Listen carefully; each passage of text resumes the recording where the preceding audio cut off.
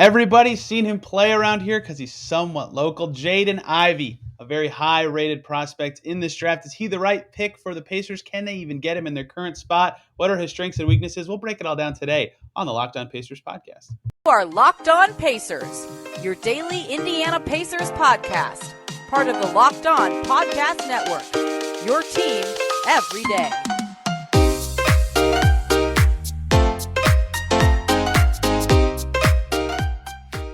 Welcome in to another edition of the Locked On Pacers podcast, where we, of course, talk about the Indiana Pacers. As always, my name's Tony East. I cover the team for Forbes and the West Side Community News, and today's a show I've been psyched about doing for a while. We're continuing to dive into prospects here on the Locked On Pacers podcast. We're going to look at a guy who played his college hoops 1 hour from where the Pacers play. Jaden Ivey, the Purdue guard, the speedy guard who's been getting praise from NBA players because his highlights are insane and make the internet change. And joining me to do that, someone who covered many a Purdue basketball game for the Indianapolis Star this season, Akeem Glaspie. Akeem, thank you for the time. Did you love watching Jaden Ivey play? Did you hate watching Jaden Ivey play? I don't think anyone did. What were your impressions as he grew from year 1 to 2, just an hour from Indianapolis? Yeah, thanks for having me, Tony. I would say I definitely loved watching Jaden play. He's a really exciting player, just can kind of do a little bit of everything, and he's a really nice guy as well, just in the interactions that I've had with him. A very thoughtful guy. I mean, the son of a coach, so of course that comes with a kind of a high basketball IQ there and a bit of thoughtfulness. So yeah, Jaden was great during the time that I got to cover him.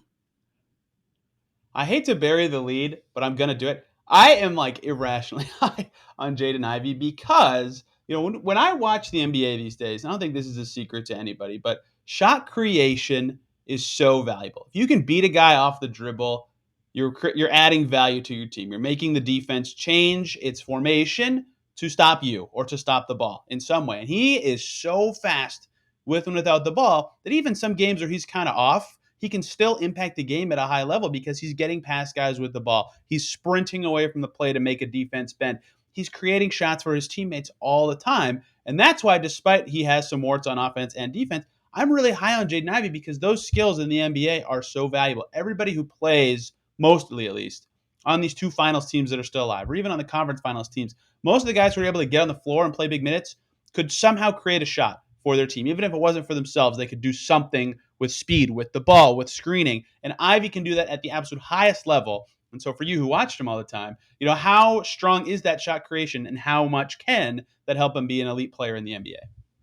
Yeah, I'd say that's an improving part of his game. At Purdue, he played with off the ball at times with another point guard. He played with Eric Hunter Jr. and Isaiah Thompson. So his shot creation kind of came on like the secondary break or kind of in transition where, again, he is probably one of the most athletic players on the court whenever he, is playing. So when he has the ball in his hands, you're right, like you said, he can create off the dribble. And then when he's attacking, yeah, you're right, it causes a lot of attention to the defense, and he's able to kick out to the corner and find shooters. That's something he did very well, is kind of probe, and then it almost seemed like he was looking for a shot and then passing out or dumping down to the big man in Trevion Williams. And so in that terms, he's a talented shot creator in that sense. But in terms of like a pure point guard, that is kind of still developing. I wouldn't say he's a true point guard yet, but I think he does have point guard skills that could grow in the future if he were to have kind of the ball more as a primary ball handler. He wasn't really asked to do that as much at Purdue, but I feel like that skill set can be there in the future. Yeah, definitely more, not more off ball necessarily, but definitely operated off the ball a lot for a guy with the speed, which I thought was really interesting. And that's still valuable in the pros. I just posted a clip earlier today about him breaking down Illinois' defense by just sprinting away from the play, basically. And he's not Steph Curry, but Steph is the master in the NBA of he just runs around, right? Like even when he doesn't have the ball, he's just sprinting. So even if he doesn't touch it, he's a threat, and guys are chasing him around, and they get more tired. Like all these aspects to that part of the game are so valuable. So even if Ivey never becomes this elite, amazing on ball all the time, diming up his teammates kind of player, I think his speed and motor will be really helpful for him on offense and on defense. And really, his speed and athleticism, you brought it up already, are kind of what soaks into every elite part of his game. Because like even on the defensive end, he does have a tendency to fall asleep, and we'll talk about that in the weaknesses part of this, but he can always get back into plays. Like even when he's kind of out of a play, he can run in and get involved, and he can stay in front of his man in most situations when he's dialed in. So his defense is interesting because on the ball and when he's close to the action, he's really threatening because he's always quick or shifty enough to be a threat and to be in the way and to be a body on the defensive end of the floor. Definitely, yeah. I guess that kind of leads to his anticipation as well. Like when he's playing defense, like you said, he might not be always engaged, but his anticipation is really good in terms of reading the passing lanes and getting deflections and steals. And then again, when you're the most athletic person on the court, that deflection is going to turn into a highlight dunk the other way once he gets the ball in his hands.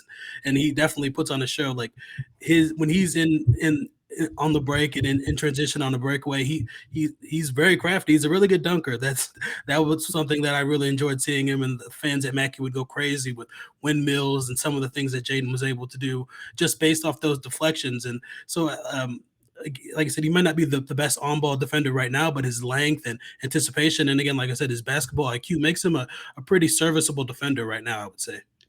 As soon as John Morant shared one of his highlights, the Mm, comparisons just were flying. you know, yes. I don't necessarily know that they're that like Morant was a better passer in college. Like I had someone float me Dwayne Wade, and I was like, okay, that makes a little more sense to me. But neither are great. I don't want to put expectations on a kid this early. But yeah, his athleticism is just insane. Which is weird because something we'll talk about in the weaknesses section, like right when he gets to the basket times, it's like he runs into a brick wall. Mm. But another part of his game that is not related to athleticism that's really fascinating to me is the way he's able to be an efficient player. One is that his true shooting percentage was 58%. That's above average, especially for a college player. A big part of that is that his free throw rate is awesome, right? He is so fast that he can get to the line, draw fouls in the lane, things like that. That's obviously very valuable at any level of the game. If he's able to carry that into the pro level, which if his athleticism translates, he should be able to, that will be great.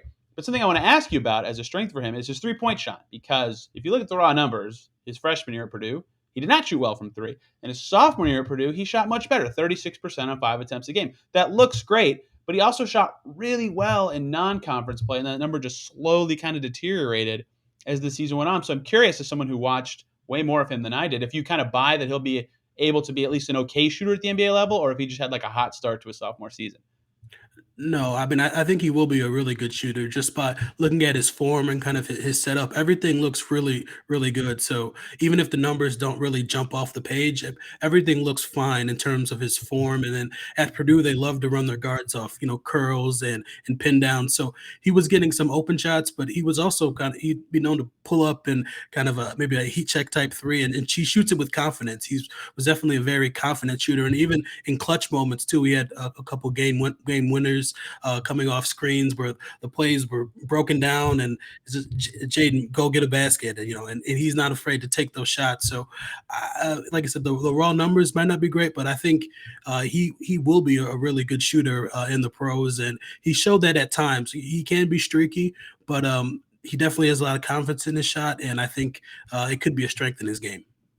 Was it against Texas, the three that everyone remembers in the tournament? That one was the dagger, I think, that sent them to the Sweet 16. Like, just a perfect pull up, so confident and in rhythm. And I because his technique is very good, I do buy that he'll be a good shooter. His free throw numbers aren't awesome, but a lot of studies have suggested college free throw percentage is kind of tied to you being a good shooter as you grow into the pros. His free throw percentage isn't awesome, but it's good enough that I agree with you that, especially given his form, I think he will be a good shooter in the pros. So he's really fast, he can create shots, and he can shoot. What are we missing here? But I feel like there is more to this. I want to ask you one more thing. Do you feel like we missed any of his high level skills that should be included when talking about his strengths as a player? Hmm. In terms of high level skills, I mean, I guess we kind of talked about it, but just in transition, when he has the ball in his hands, it's not only that he's a really athletic player, but he almost has a determination that I've seen him get the ball at half court, split defenders, and it's almost like a football player watching him, the way that he's almost determined to get to the basket. Like no one is going to stop him. And I don't necessarily know how well his numbers were at finishing at once he got to the rim, but I know just simply with his ability to get to the rim, he's elite in that area, and he can finish through contact, and he's had a lot of dunks as well. So just again, it sounds like we're describing a really well-rounded player with his shooting and IQ and just his drive too. I will say that he definitely kind of thrives in those clutch moments. That's not something that he shies away from. He really likes to, again, shoot those daggers and those clutch kind of moment shots. So, I mean, that's kind of an intangible skill that he has, is just that clutch gene, so to say. I know that's kind of cliche to say, but he definitely possesses that. So that might be something that wouldn't necessarily show up on or just by looking at the numbers, but that's definitely a skill that he has. It's just clutchness, I guess, so to say, and the ability to kind of attack the basket and get to the basket in a variety of ways. Yeah, 94 for 138 at the rim this season at Purdue, above 3% above average amongst college players. And since he's 6'5" and is a guard, that's very good.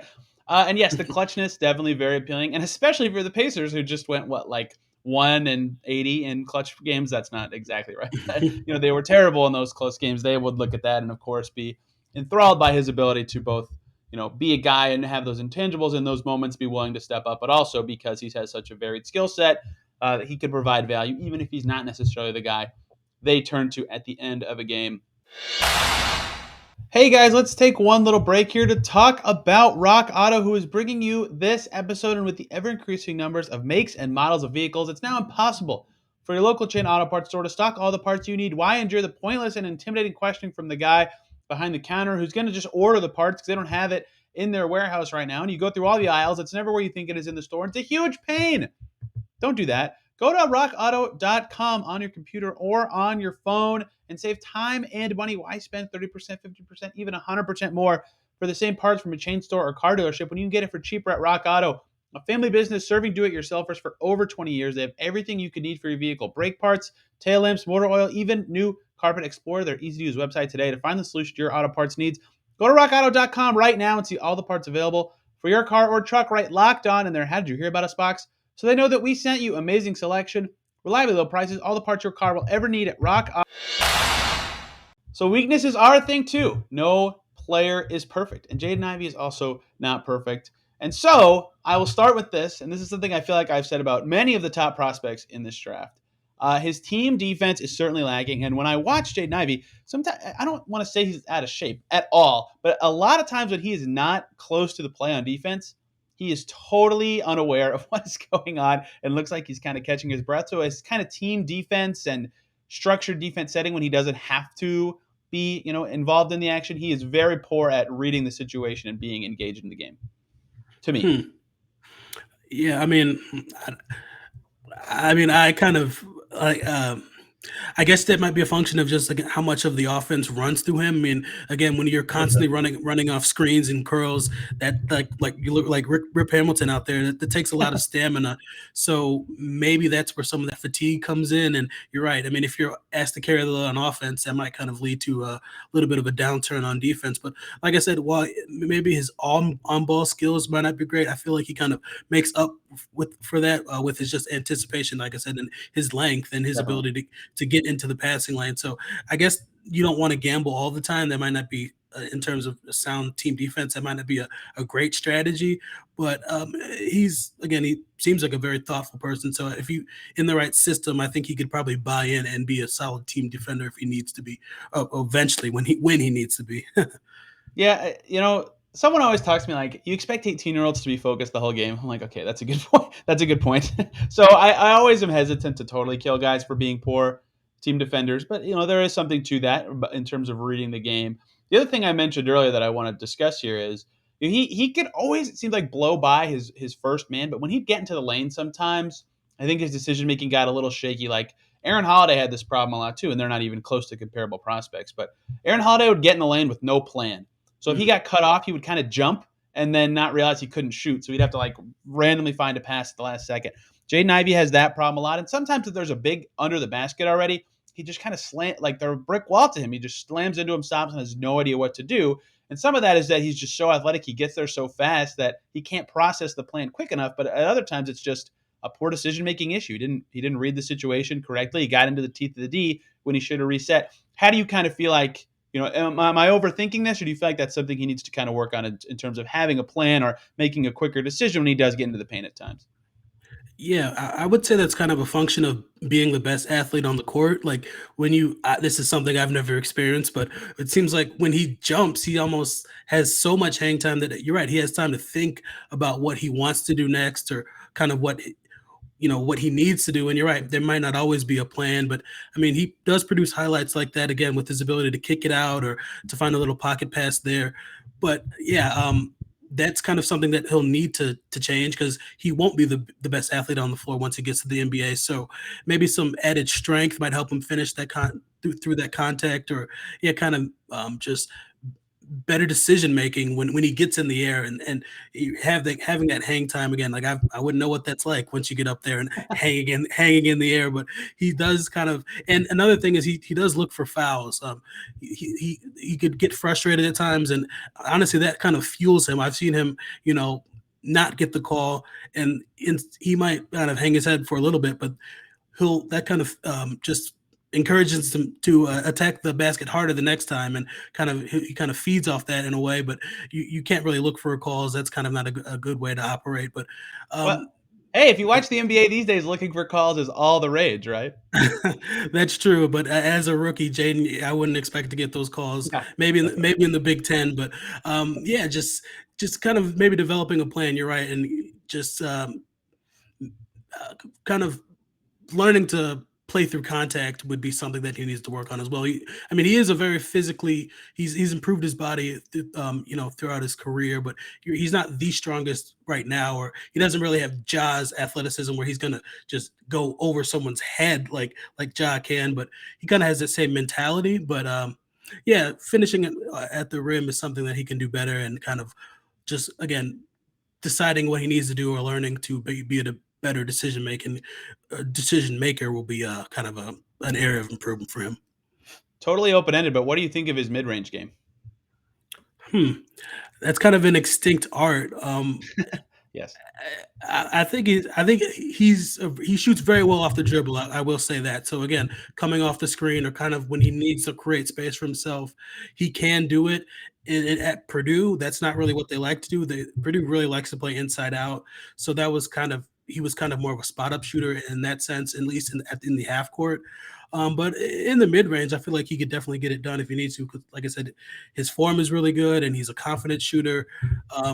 But yeah, I wouldn't say mid range is a strength at this moment, but he definitely shows it. But at Purdue, when he's taking those step back threes or step back jumpers or contested shots, that's a very low percentage shot. And when you're playing with like a Zach Edey, who's 7'5", they want to get it in and get something closer to the basket. So those shots were kind of discouraged. It's either three or attack the basket or dump it down low. And actually, a lot of the offense ran through Travion Williams, which was kind of a unique situation where Travion was the one that was dissecting the offense and kind of finding Jaden and finding the cutters and things like that. So a lot of the playmaking was run through Travion, which was kind of unique in that sense. Um, so Jaden was kind of set up by Travion to get to the basket and kind of find his spots in that way. So they kind of fed off each other well. In terms of Jaden finding his own shot in the mid range, I'm not exactly sure how he can do that, or he hasn't really shown that. But I have a feeling he could if he needed to kind of get it done in the mid range and find a shot in that way.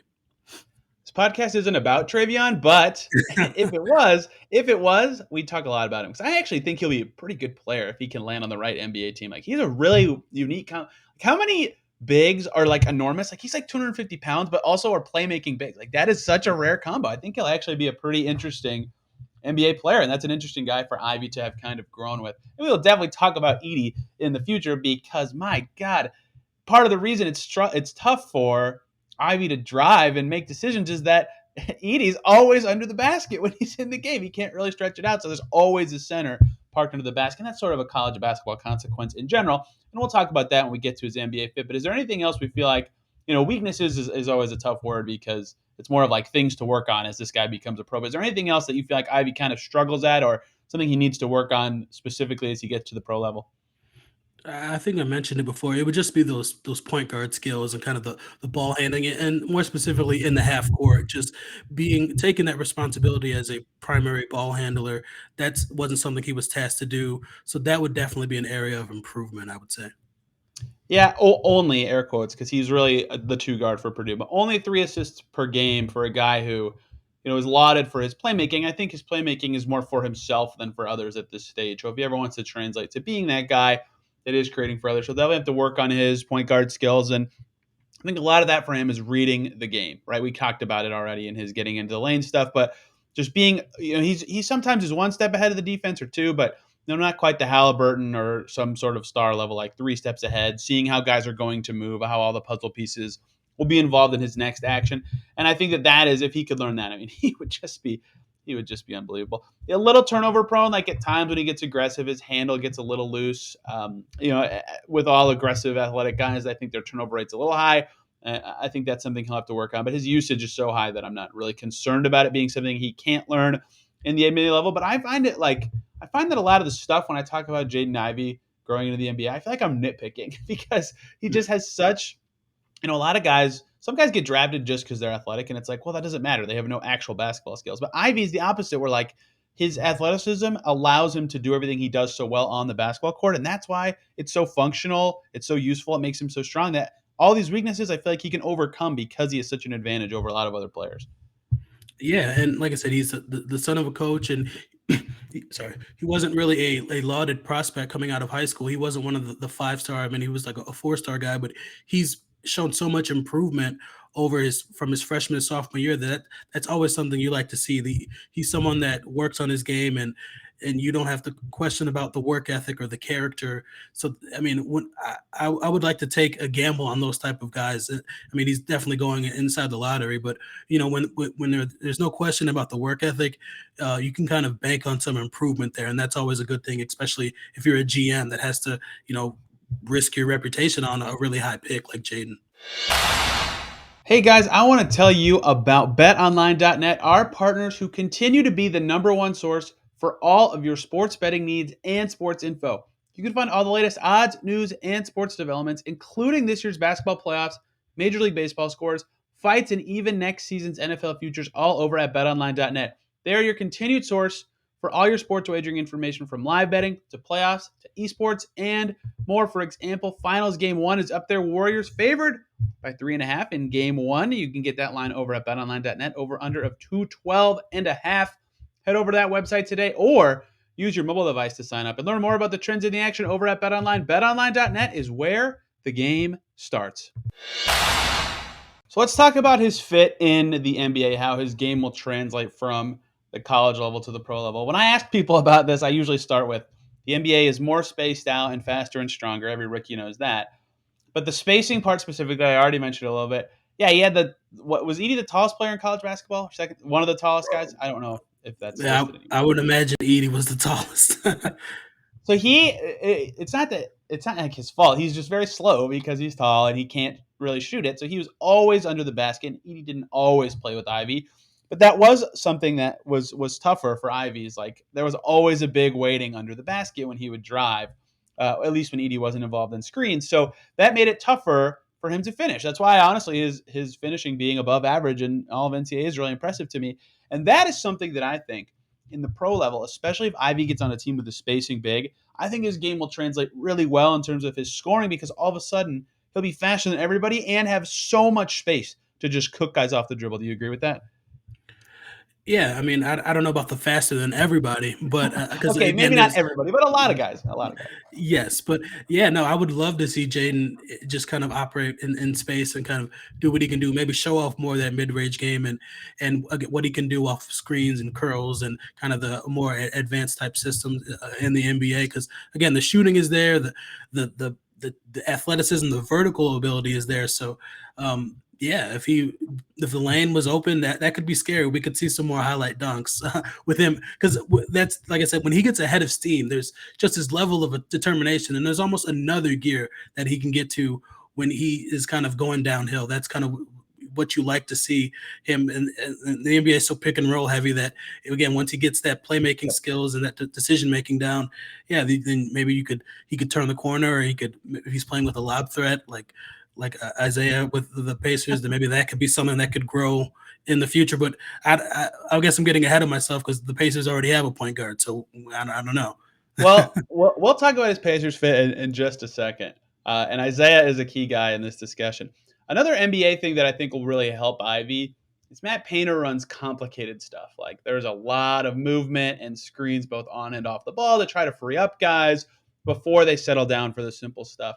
And it's not like, Arizona runs like NBA sets like every possession. It's not quite like that, but it's close. And I think that will help Ivy, especially if he's asked to be more of an off-ball guy wherever he ends up, is that he's got a baseline of being able to do that already. So in the NBA, when some teams at least run more complicated plays and more, diversion kind of stuff to try to free up an advantage or get a switch or something like that, I think him having 2 years of being in a system where that sort of stuff is appreciated and expected will help him a lot as well. Definitely, yeah. Matt Painter is definitely a system guy, and he requires a lot of his players. So that, yeah, and kind of is a little weird that Sasha Stefanovic was kind of the main one that was, they really wanted to free him up. Like it was, I love watching him. You'd see it be kind of slow developing, but that curl would come. You'd see the screens coming, and you see him running around the perimeter, and he gets the ball, and the shot goes up. But they do some of that for Jaden as well. But there were a lot of deliberate sets and. Yeah, but I definitely feel like Jaden could play really well in the system, and kind of when things break down as well. And like you said, with the extra space, he could be kind of a terror in the half court when he did a lot of his damage in transition in college. Sasha getting that Pacers workout this week will be fascinating to see where his pre-draft journey ends up taking him. 3 Purdue guys fighting through the pre-draft process all at the same time. And no Hoosiers. This is a painful year for me. When Trace went back to school, I was obviously psyched, but a little disappointed in terms of the competing for pro spots at the Hoosiers this year. On the defensive end, how do you feel like Ivy will do at the pro level? Because everything's more spaced out, everything is speedier. So if his off-ball D, I think it can get better. But if it doesn't, that's going to really kill him. But at the same time, because he can get back into plays, if he is involved in a lot of actions, he can recover or be in the way or be a pest. So I think he'd be about as good of a defender in the NBA as he was at Purdue, which is kind of a lazy way to discuss it. But I don't think there's anything about his game that will or won't translate on that end of the floor. Yeah, no, I agree. I mean, he has the length and he has the athleticism, and he's even showed kind of the hustle with the chase down blocks that are always great to see. That that's an effort play. That's not giving up on a play. When it looks like the offensive player has a layup and you're hustling to get that and pinning it off the backboard. That's just determination. So if it's kind of a want to, right? That's what makes a good defender, and I feel like Jaden possesses that. So as long as the athleticism is there, and like I said, the basketball IQ is there, there's no reason he can't be at the very minimum an average defender in the NBA, with the ceiling to be an above average defender because of his basketball IQ. So you mentioned Isaiah Jackson. We got to do the Pacers fit stuff. And I think it's so interesting because I do think there's some overlap between his and Halliburton's skills.